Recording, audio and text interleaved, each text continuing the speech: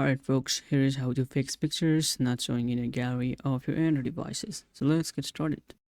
So first, go to setting, swipe down, and go to apps. Then hit this filter and sort button, and then tap on show system apps, operation OK. Now search here, media.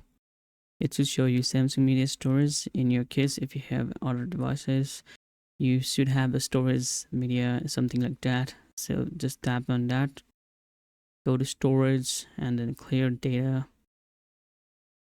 Now go back. Now type your gallery. So there's 3 gallery here, so tap on this middle one, which allow you guys to clear cache.